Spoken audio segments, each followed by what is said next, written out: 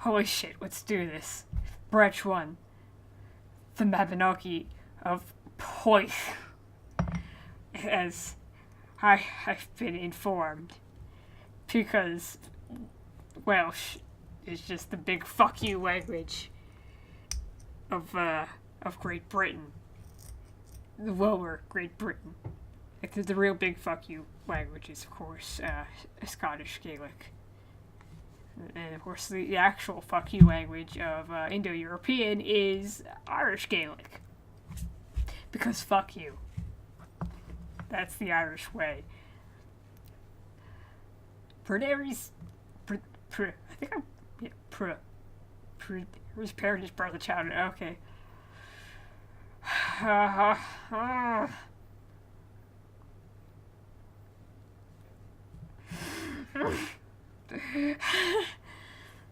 Okay. Yeah, you gotta get hysterical before reading mythology out loud. I mean, it's very important.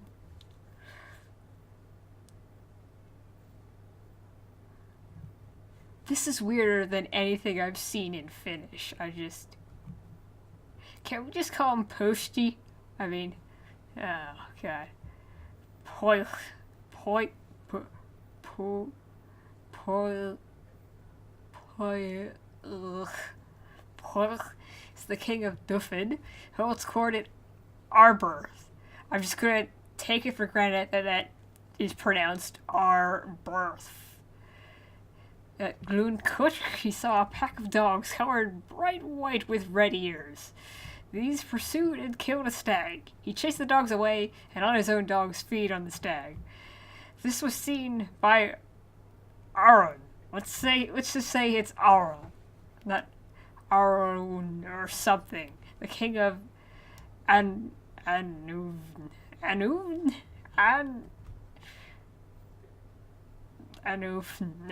you know, who berated. I've already forgotten. Poised. Can I just say poised for his dishonorable action? To make their peace with one another, the kings made a deal. Okay, number one problem. Who are you, Erewhon? Getting all up in business. Okay, sure, it's a dick move. You're stealing food from these freakish-looking dogs that are probably omens of death or something. Or maybe they're omens of not death. Who knows? Maybe there's more to these dogs that I'm being told in this highly abridged version. But, okay. Not only do they have to make a deal, they have to make a deal. Aron needed to kill Havgun, a rival for his throne. The two kings agreed to swap kingdoms for a year, each taking the form of another. Okay, let's stop again. I saw you steal food from some dogs. Give the food to your own dogs. Now, what's going to happen is, I have a guy I need killed. So what we should do is, we should switch forms for a year. We should use magic to switch bodies for a whole goddamn year. And trust each other to take care of our respective kingdoms. At the end of the year, Porthcawl, still in the form of Aaron, met Havgun and struck him a single blow so that Havgun knew he was about to die. Okay, a single blow. Did the plates in his skull not, form fully, or what? Was it a single blow with a big-ass sword? Was it a single blow with a shotgun? I mean, guys seem to die with single blows, by single blows, a lot in mythology. I don't get it. I mean, how about, after a 2-hour-long boss battle, which involved much memorization of patterns and tells, he finally felled his great enemy and such won the game. Well, Just single blow. Okay. Then the kings returned to their own forms and kingdoms to tell their countrymen the truth. Like, yeah, that's great. Your constituency. It's like, oh, by the way, guys, I kind of did this thing with this other king, where we switched form, and it's been that other guy taking care of things this whole time. That's a great way to get yourself killed, because I'm sure the other guy was better than you. They said the country had been exceptionally well administrated. In different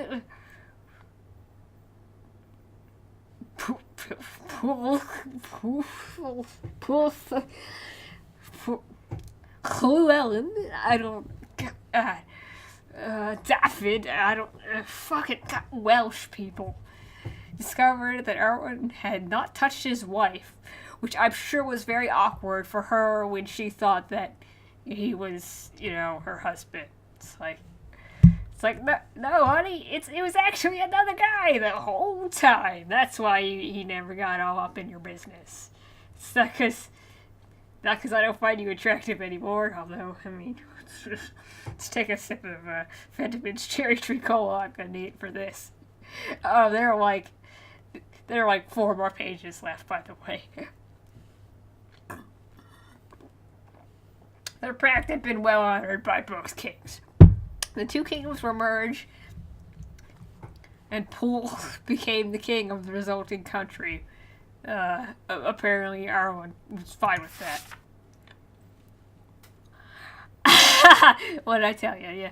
As Poole stood atop the mound and Gorsed Arbirth, a lady, rode past on a large white horse. Can we guess who this lady is? I'm gonna give you a hint. She rings a bell through the night. And wouldn't you love to love her? She something like a bird in flight. Who will be her? It's Rhiannon. Okay. None of Poole's noblemen knew who she was. Poole pursued her on his swiftest steed, yet no matter how fast he rode, she got further away, even though she did not change the pace of her horse. Poole tried more times to catch her, always failing, until once he asked her to stop, which she did. See, it's that easy. It's that easy. Don't be chasing some lady around. Say, hey, how's it going? What's your name? Wanna, go out for a lunch or something? And also, by the way, I have a wife who let's assume she's dead. I don't know. She said that her name was Rhiannon, and that she had come to meet him. Clearly she had come to meet him by running away. This is why guys are so confused by women. Shit like this. Okay, they agreed to meet 1 year later at a feast given by her father. Hopefully the feast does not continue to move away from them as they approach it. On the night of the feast, the festivities were interrupted by the arrival of Gual? Who the fuck knows? Let's call him Guarl. To whom Rhiannon had been promised in a marriage she did not want. However, as a petitioner to the feast, Poole had already undertaken to help the Growly Pants, not knowing what Grandma wanted was Rhiannon. These people make terrible agreements. It's like, hey, yo, you over there, you, yeah, you. I need help with a thing. Can you got me? You got me with this? Got me this, Britain, you got me? And they're like, oh yeah, sure, Belgium, I got you back. And then World War I happens. To save Poole's honor, Rhiannon made a plot to go with but ensure he could never have her. She promised to meet at a future feast and to later sleep with him. But what? Good.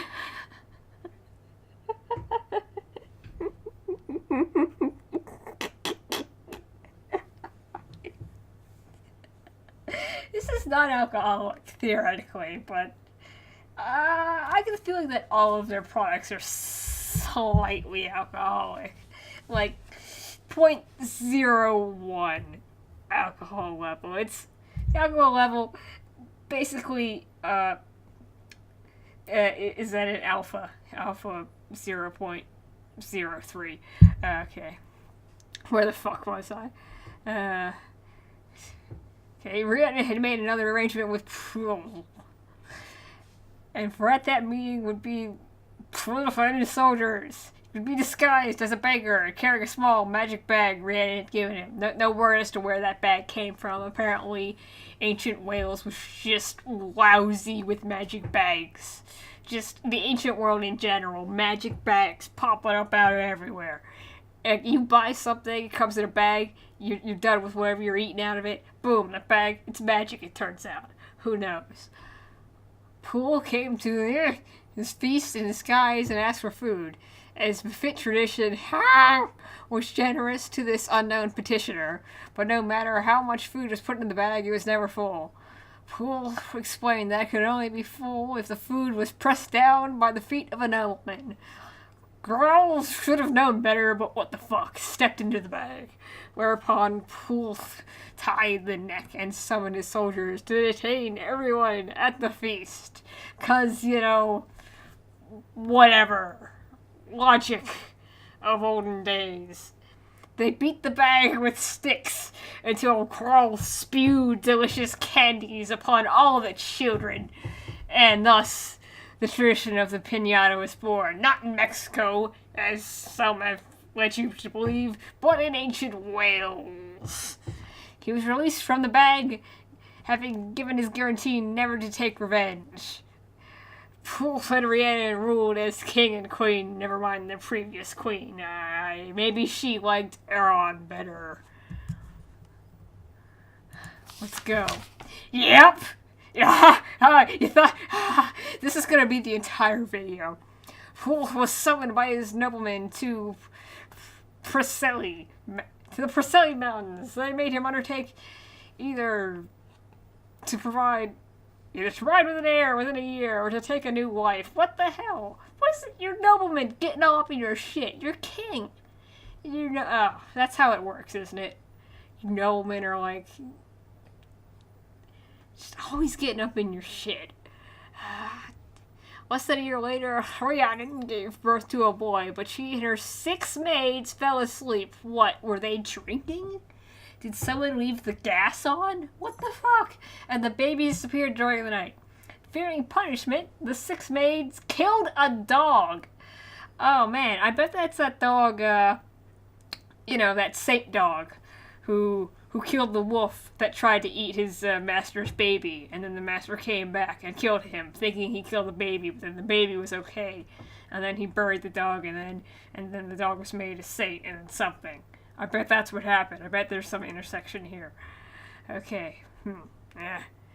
And smeared the blood on her Rhiannon's hands and face. And why did they all wake up before she did? Accusing her of killing her own child in a fit of rage. Wow, apparently they knew about postpartum depression at the time. Maybe they should have told Dr. What's-His-Name from the Yellow Wallpaper. Nobody could prove Rhiannon's innocence, so her punishment would be that every day for the next 7 years, she would sit by the gate at the court of Arbirth, telling the story of her crime to anyone who did not know it. Then, who offered to carry the visitor on her back to the court. Well, granted, as far as mythological punishments go, not as bad as could be. She could have had her entrails pulled out through her vagina and used to string her up on a willow tree over a marsh and then set on fire, and then she would come and then haunt the marsh, and all the water would be polluted with blood every year, and then something. Mythology. Every year at the beginning of May, a mare belonging to Lord Ternan? Let's say it's Ternan. Fuck. Would give birth to a foal, and every year the foal would be stolen. This year, Rhiannon had a shotgun. No, determined to stop his foals being lost. So he waited by the mare as she gave birth, as he should have as a responsible horse owner. Maybe it's related to this lady who couldn't remember that her cat needed feeding. So the foal arrived and stood. There was a loud commotion, and a big black claw came through the window to take the newborn, as is the way of things. Tiernan drew his sword and cut off the claw on its arm. A scream came from outside, and Tiernan followed it. There Tiernan found a baby boy on the ground, wrapped in fine brocade silk. Or would that be brocade? I don't know. Tiernan and his wife brought the boy up. He grew much faster than he should for his years, probably because he's a freakish changeling, being as big and bright as a stable lad by the age of 4. It's a pituitary gland issue, I don't know. Tiernan's wife gave the boy a horse, which had been the foal that had been saved the night the boy was found. I'm sure the boy is not a hideous monster. Tries to eat foals. So Tiernan began to hear the stories of Rhiannon's penance, knows how like the boy and Poole were in appearance. The boy must be Rhiannon's baby, so Tiernan took his family to Arbroath to return the boy to his real parents, and boy, did they have egg on their face. And then Rhiannon gave Poole some serious goddamn side-eye. Like, really, dude? Really? I told you. I fucking told you. And the 6 bitches who set that shit up were promptly executed, as previously described, with the vagina marsh. You know. The boy was named Pruderi, a name that normal people can pronounce. Tiernan was offered rich rewards, but wanted instead only Poole's friendship. Because, you know, he doesn't know how to take advantage of a great deal. So Pruderi was the son of Poole and Rhiannon, and took the throne of Arbroath upon his father's death many years later. He conquered new lands, and increased the prosperity of Duvid.